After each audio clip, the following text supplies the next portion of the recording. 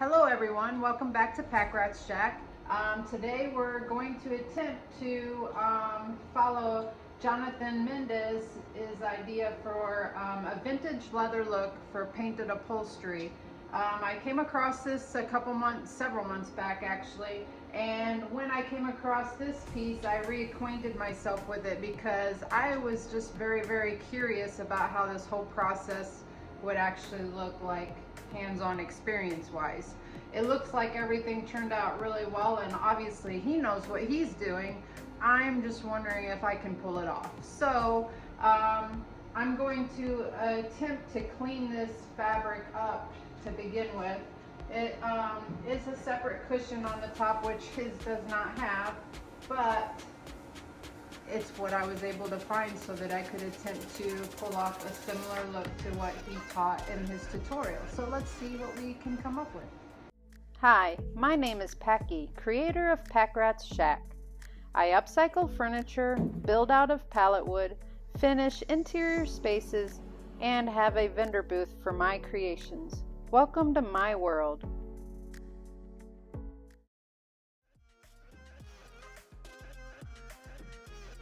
I'm going to be using just whatever cleaning solution I have on hand, and then using a shop vac to pull out the debris and the moisture as much as possible.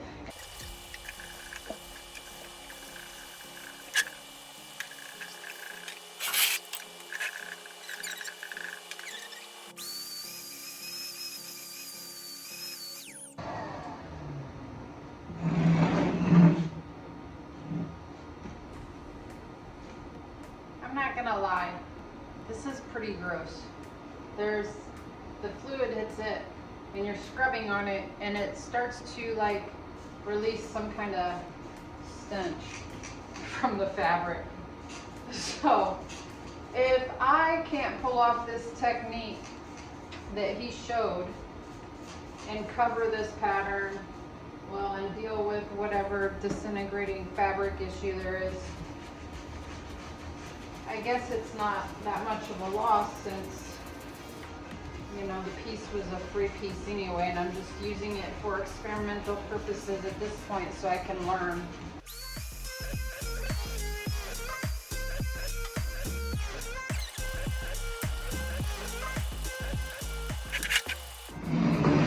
So now that I have the back facing, I did notice when I picked it up that it had a tear along here.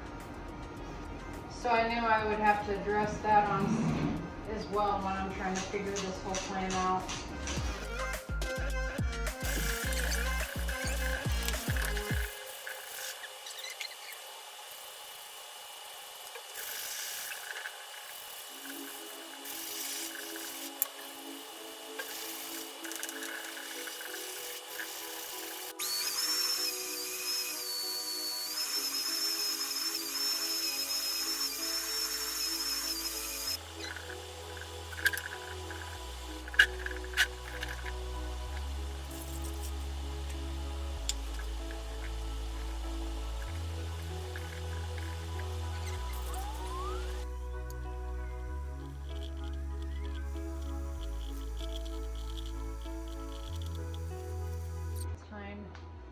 For a water change.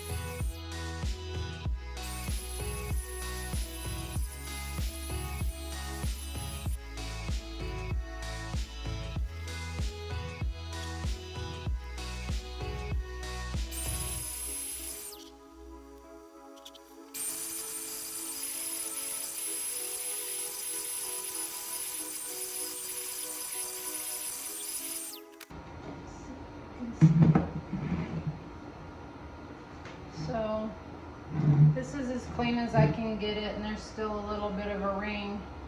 Some of this is actually pattern, but it just looks like it took some color from whatever the spill was.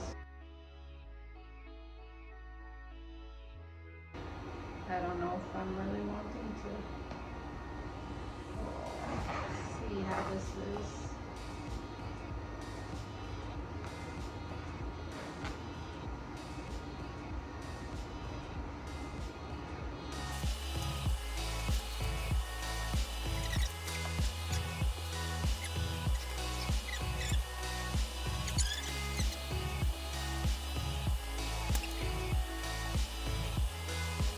Earlier, this is so gross, but yet so funny.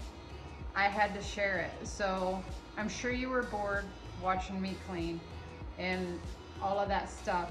And then at the end when I said, I kind of just want to douse it with the pet stain and odor eliminator and let it set in the bucket. So I went up and I cleaned the bucket out. It was all clean, like clean. It had no more dirty water. And I had started to spray it when it was on the ground, and you can see how wet the ground is because I flipped it over and I sprayed the other side. And then I was folding it up to, like, because it was saturated to a point where it'd be dripping, and I didn't want it necessarily doing that on the concrete, so I put it in this bucket so it could just soak for a while. And then I decided I was just gonna pour the rest of the pet and odor stain remover and eliminator on it. And I just happened to squish it down in the bucket and tip it enough to see, I wonder how well that's working. So gross. You see the leftover cleaner? And when, oh gosh. So gross. Not even right. All right, we're back on this chair, and since you've seen this last, I cleaned it all up and it's had time to dry, and it looks a lot better, a lot cleaner. You don't see stains everywhere, and the cushion even cleaned up pretty well. There's still a little bit of a stain, but that will be the underside. We're going to continue on with step number 2 off of the tutorial that I watched from Jonathan Mendez.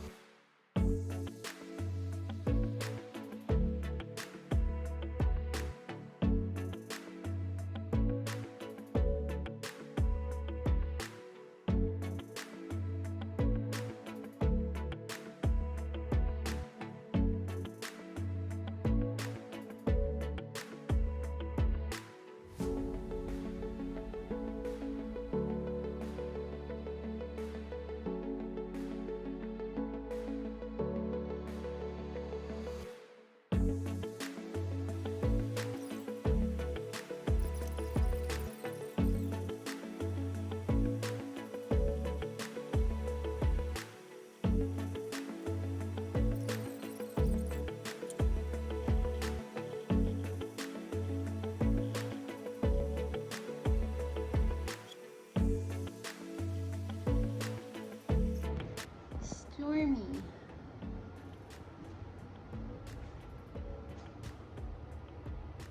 Hi, Stormy. How you doing, bud? All right, they noticed me. Maybe I get out of here now.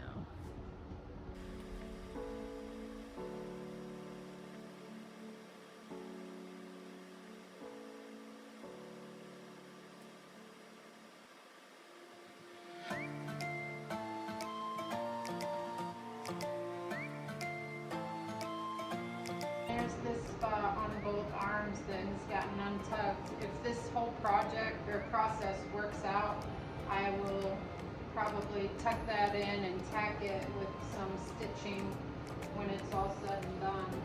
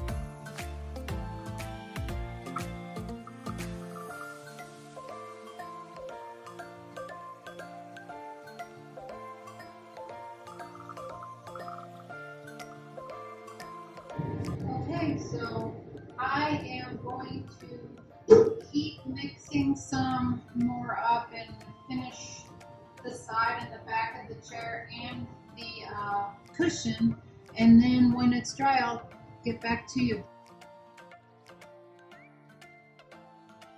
Hi everybody, I'm back on this project. It's had plenty of time to dry. It feels stiff but not crunchy and cracking. So according to the tutorial Jonathan put together when he was teaching, that it'll take several layers to get a good coat. So from this point forward, I'm going to do at least 3 coats, if not more, thin coats of the color I'm going to put together.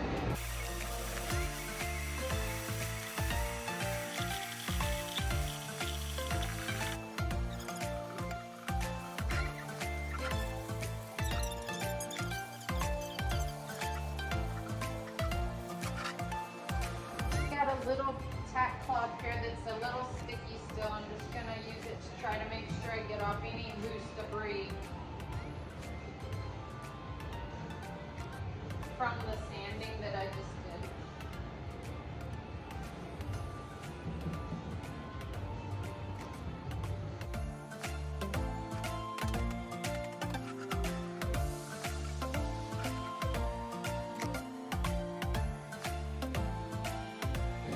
So now it's playing with the paint colors. Again, it is Dixie Belle products, burlap and pine cone.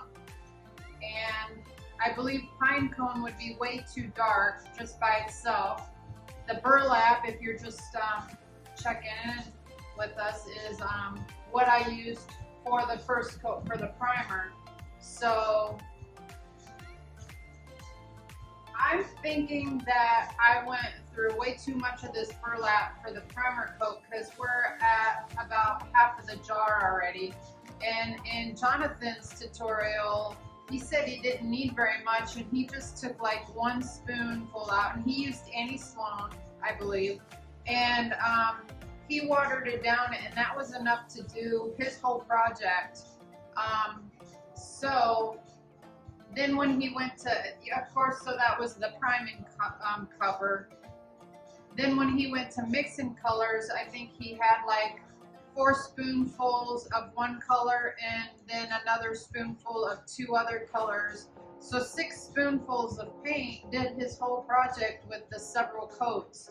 So I'm thinking that I might not have watered it down enough because I used so much more paint, it seems. I do realize I have a cushion where he did not. He had, you know, just the stiff cushion, the stiff upholstery on the chair itself without a separate cushion. But I don't think this is all because of that. I think maybe I didn't water it down quite as much as him. So again, that's why I'm saying if any of this is interesting to you, follow the link below to go straight to his tutorial so you learn how to do it straight from a pro rather than someone who's just experimenting for the first time.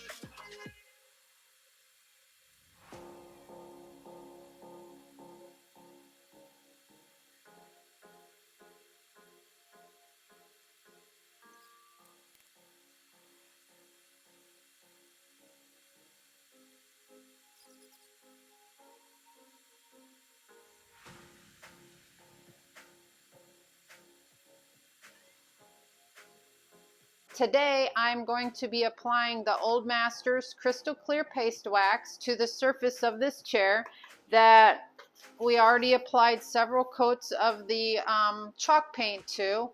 The whole point of adding a wax is to try to get the feel to be more subtle and soft. You can tell that it is a little firm and harsh. It still bends and moves without actually cracking, but it just feels a little hard. So we're gonna see what adding this wax will do to activating the chalk paint and making the whole overall feel more soft.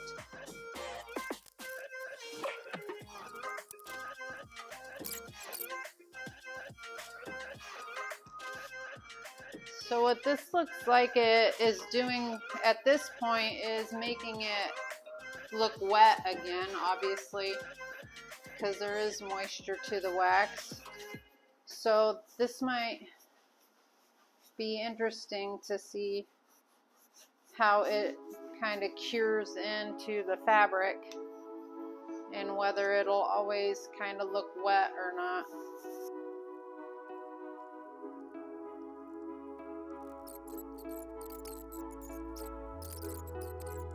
If I had any advice from this particular experience so far, I think it would be to try to find some kind of fabric that has no texture to it and a fabric that has a lot more of a dull color, unless you're going really, really dark with the color pattern.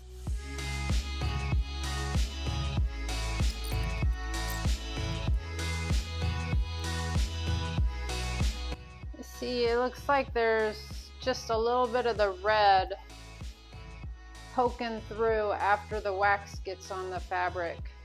We'll just have to see with time whether that cures in and dries again, or if that's going to end up being a problem and we have to troubleshoot through.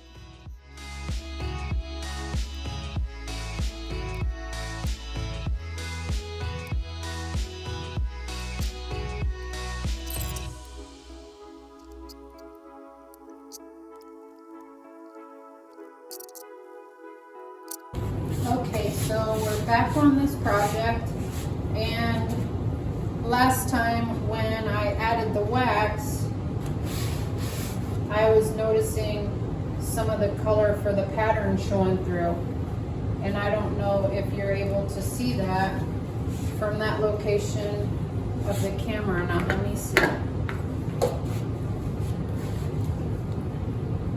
if we can zoom in to see.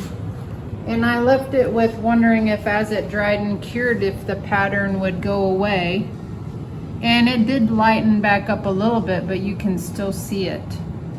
So that's where we're at now, is trying to figure out what to do to make that pattern completely disappear.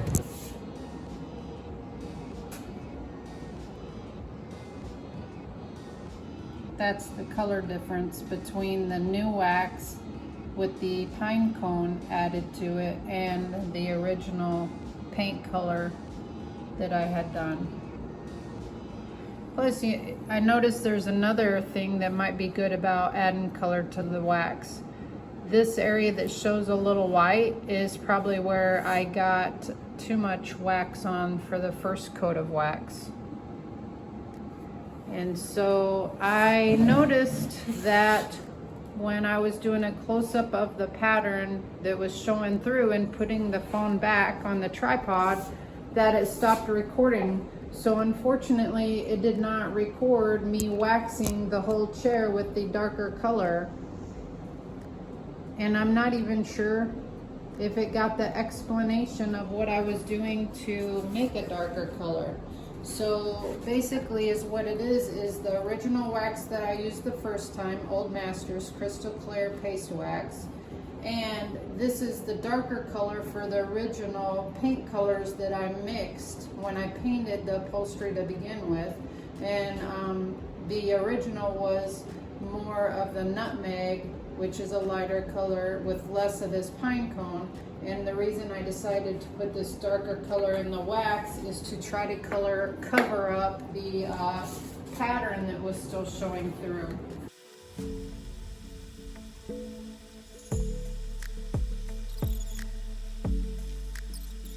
basically, like, this project probably seems like one that would be like, oh my gosh, give it up. Nothing's working. Nothing's going to make that piece usable again.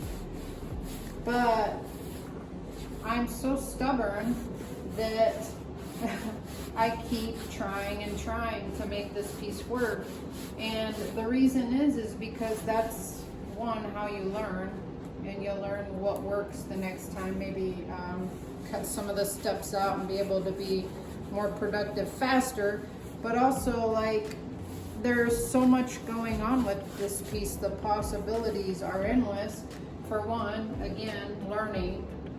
Two, even if this never does become a usable piece, it saves it from the trash or the landfills right now, and it could always be used for a prop or something like that. So if all else fails, I can donate it to the theater department at our local high school for a prop. So spending time on stuff is not always, or shouldn't be considered, a waste of time.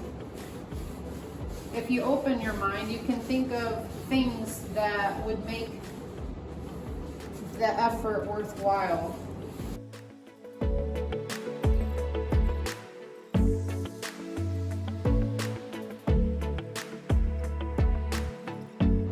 Alright, this is it.